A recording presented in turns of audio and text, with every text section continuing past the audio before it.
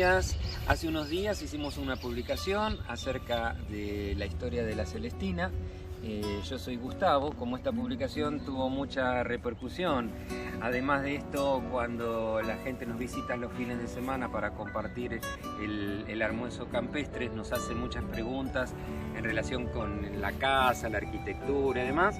Decidimos hacer esta presentación para contarles un poco acerca de ello. La arquitectura, en este caso de una típica casa de campo argentino, tiene que ver con el aporte de diferentes culturas. En este caso podríamos mencionar entonces aportes que tienen que ver con la arquitectura colonial, con la arquitectura italianizante y con la arquitectura ferroviaria, que se van a ir dando en diferentes momentos y situaciones históricas de nuestro país. La arquitectura colonial, que es el término que coloquialmente utilizamos, en rigor se trata de la arquitectura que se realizó bajo la dominación española.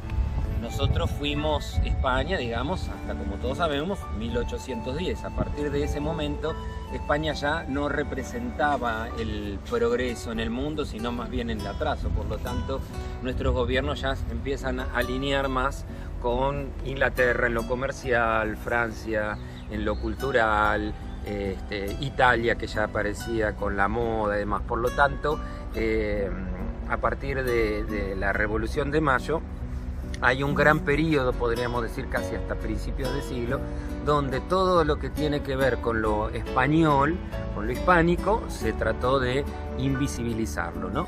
Así que llegamos a principios de siglo con una corriente liderada a partir de un movimiento que se genera con Ricardo Rojas, con su obra Eurindia, donde todo tiene que ver con volver a nuestras raíces, y allí aparecen varias construcciones vinculadas con lo colonial y, bueno, se lo denomina de hecho neocolonial.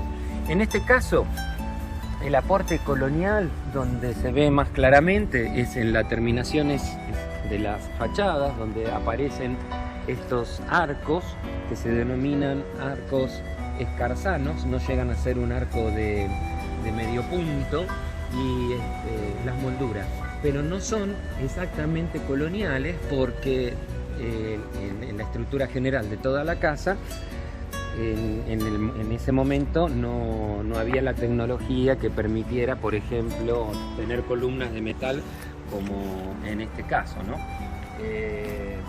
Después hay una impronta de la arquitectura italianizante, que es la arquitectura que entra a partir de 1830, ya estamos en la época de Rosas, en la época de los caudillos, Rosas, Urquiza. Son los primeros que traen arquitectos italianos para hacer sus casas, ¿no? Seguramente conozcan el Palacio San José en Entre Ríos, o el Caserón de Rosas en Palermo, que ya no está, que estaba ubicado donde actualmente se encuentra el monumento a los españoles, ¿no?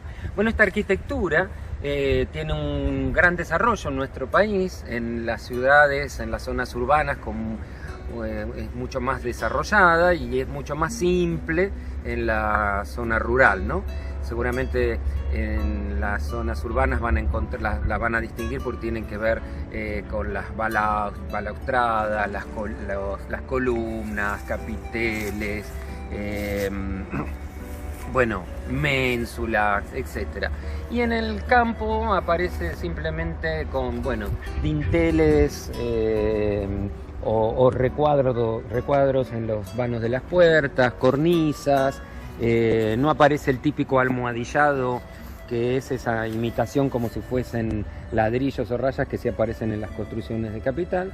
Y lo característico de esta época también es el color, que era el llamado rojo federal, que tenía que ver con bueno, la situación política, bueno, aunque en realidad es un rojo punzón. Ahí va.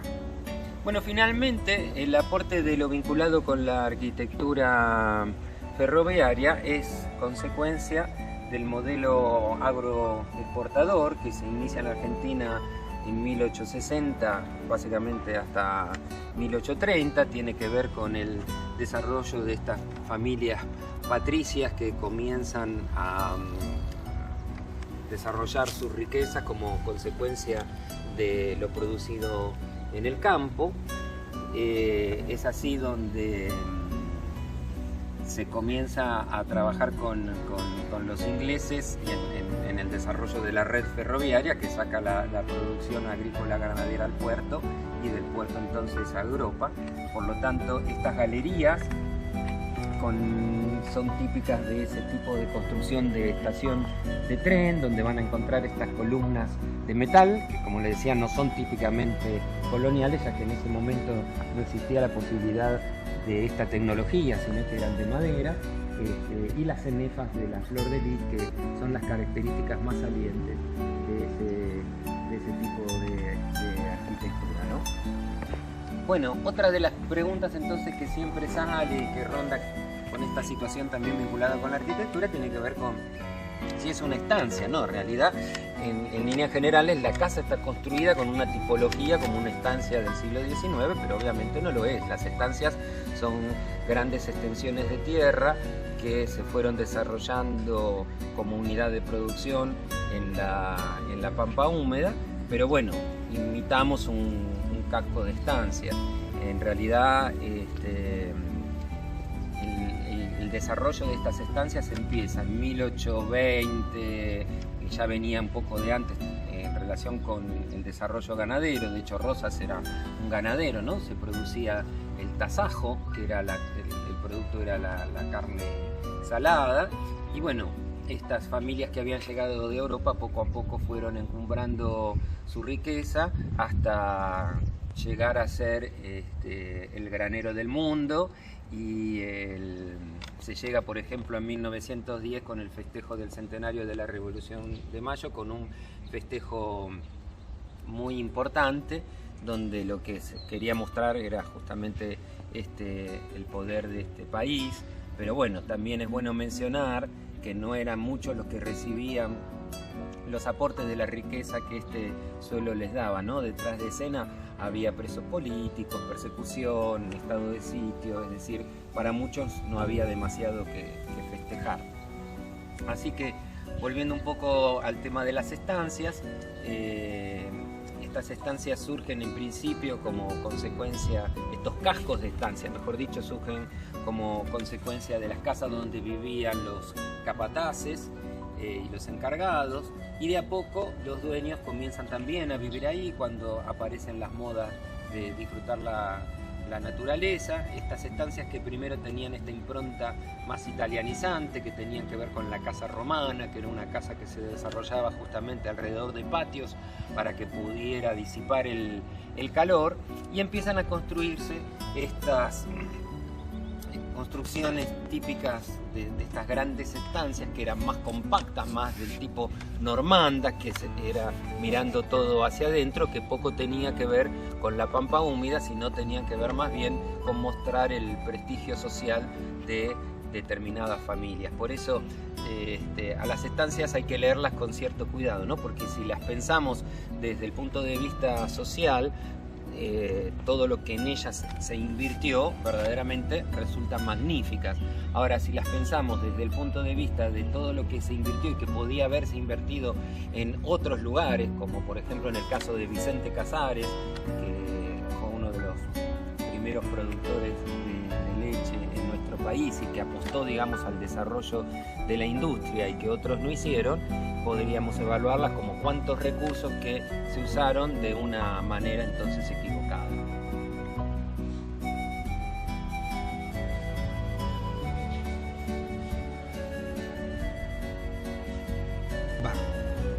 En síntesis podríamos decir que confluyen el aporte de diferentes y riquísimas tradiciones, lo colonial o neocolonial, la arquitectura italianizante y la arquitectura ferroviaria. Bueno, espero que les haya gustado esta reseña y esperemos recibirlos muy pronto aquí en La Celestina para disfrutar de nuestros días de almuerzo. Muchas gracias.